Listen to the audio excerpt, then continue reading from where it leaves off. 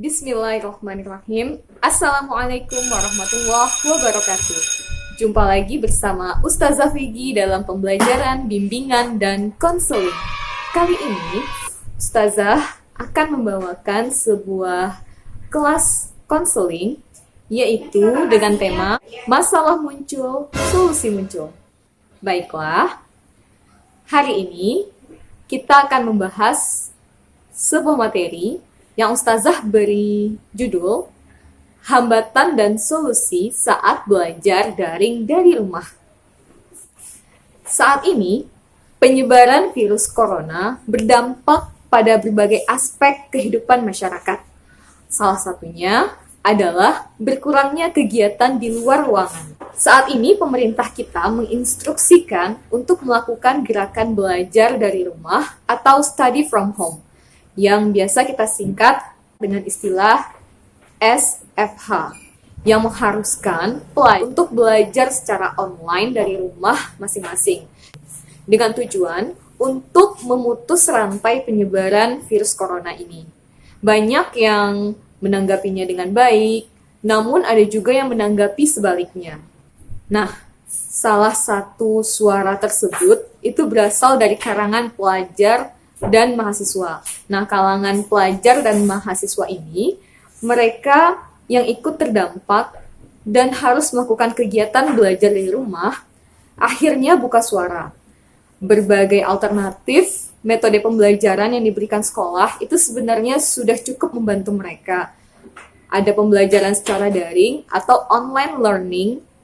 Semua diterapkan beberapa sekolah di seluruh Indonesia, atau mungkin seluruh sekolah di Indonesia sudah menerapkan sistem belajar daring. Ini merupakan plus minus, karena ada pelajar yang setuju dan ada juga pelajar yang tidak setuju. Dan banyak lagi kendala yang dialami atau yang ditemukan ketika belajar dari rumah. Uniknya begini, Antuna. Pada awal penerapannya, banyak pelajar yang menanggapi kelas daring ini dengan baik. Namun, setelah berjalannya proses PBM secara daring tersebut, setelah berjalannya waktu, banyak pelajar justru yang mengalami kesulitan dalam belajar. Mungkin Antuna juga demikian, merasakan apa yang dialami beberapa orang pelajar atau beberapa sekolah yang ada di Indonesia. Keadaan itu justru menurunkan mutu pembelajaran bagi para siswa, serta mutu pengajaran oleh para guru. Entah kenapa ketika ada berita bahwa oke, semuanya hari ini kita akan menerapkan metode belajar dari rumah, semua pada bersorak, hore! Karena yang di pikiran kita saat itu adalah libur. Namun ternyata setelah diterapkan daring ini, justru banyak yang mengeluh. Wah, ini kalau begini caranya lebih baik kita ke sekolah saja. Atau lebih baik nggak usah sama sekali ada libur atau belajar di rumah, toh pada akhirnya lebih sulit melaksanakan daring ini daripada sekolah tatap muka. Seperti itu kurang lebih kata-kata para pelajar di Indonesia. Nah, pertanyaannya, mengapa hal tersebut bisa terjadi? Mengapa kebebasan yang diberikan pada siswa dengan cara belajar dari rumah justru membuat berkurangnya efektivitas belajar? Bukankah seharusnya sebaliknya? Dengan belajar dari rumah, siswa itu merasa jauh lebih bebas. Tapi ini justru mengalami tingkat penurunan. Nih, ada beberapa obrolan dengan para pelajar yang sudah dilakukan. Salah satunya mereka mengatakan seperti ini. Menurut saya justru sulit belajar dari rumah. Karena ada banyak gangguan yang sifatnya kurang kondusif. Pikiran jadi buyar, dan susah fokus. Walaupun lebih santai sih, katanya gitu. Lalu ada juga yang mengatakan seperti ini. Jujur saya pribadi lebih memilih belajar di kampus atau di sekolah. Karena bisa lebih fokus. Tapi kalau situasinya begini, ya mau gimana lagi. Kita kan nggak mungkin sekolah di tengah pandemi begini. Berarti yang kedua juga setuju untuk belajarnya di sekolah atau langsung di kampus. Lalu yang ketiga dia mengatakan seperti ini. Karena belajar daring bukan hanya tugas yang lebih menumpuk, tapi juga banyak distraction atau gangguan saat sedang belajar. Kelas tatap muka itu punya feel-nya, punya rasa yang beda. Interaksi langsung cenderung mendukung proses pembelajaran kalau menurut saya. Nah, ini adalah beberapa jawaban dari para pelajar.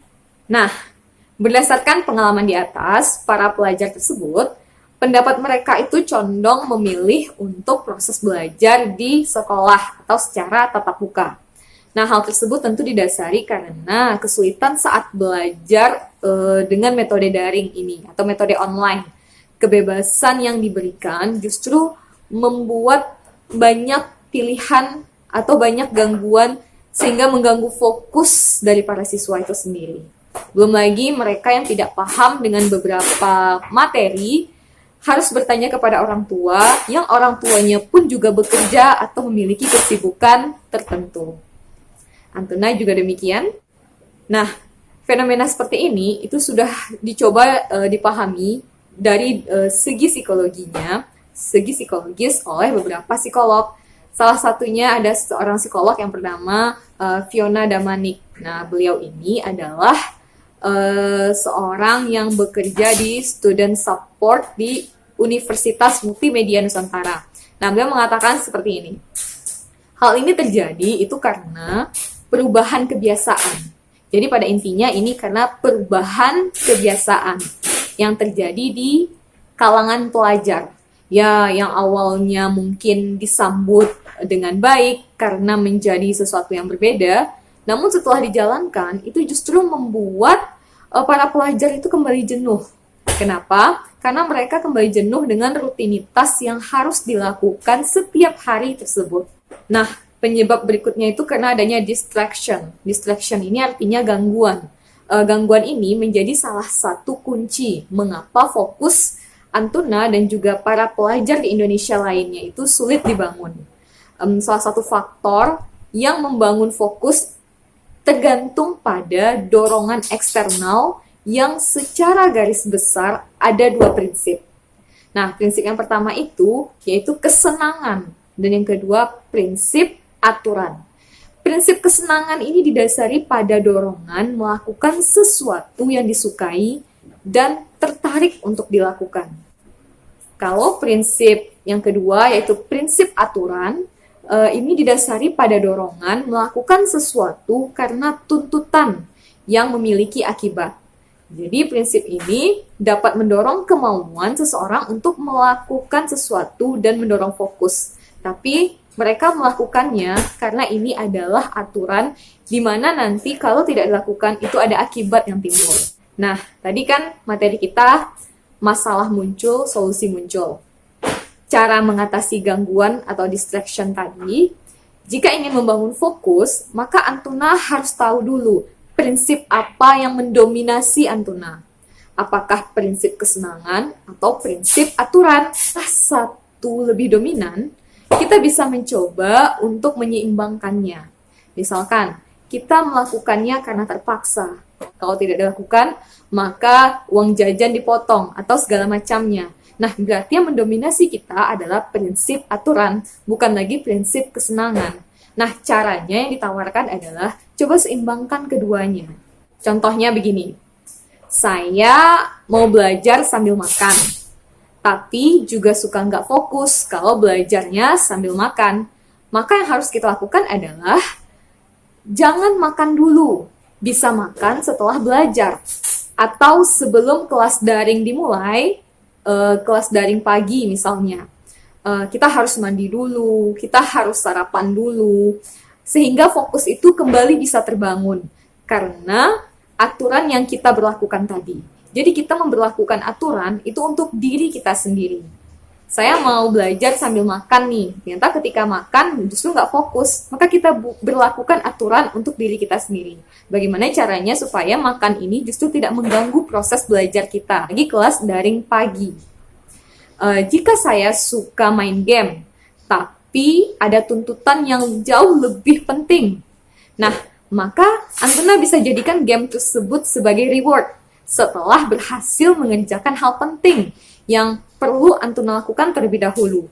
Misalnya mengikuti kelas daring. Bagi Antuna, game tersebut jadikan sebagai hadiah jika telah selesai mengikuti pembelajaran daring dan mengumpulkan tugas tepat waktu. Maka saya berhak mendapatkan hal yang saya inginkan setelah tuntutan atau setelah semua kewajiban saya lakukan. Saatnya untuk memanjakan diri misalnya. Itu sah-sah saja. Itulah cara untuk membangun fokus bagi siswa. Nah, berdasarkan pada saran tersebut, sebagai seorang siswa atau pelajar, sebaiknya kita mengetahui kita itu tergerak oleh prinsip yang mana saat belajar. Apakah prinsip kesenangan atau prinsip aturan? Jika sudah tahu, kita perlu berusaha untuk menyeimbangkan hal tersebut. Harapannya, kita dapat membangun fokus terutama dalam kegiatan belajar dari rumah secara daring.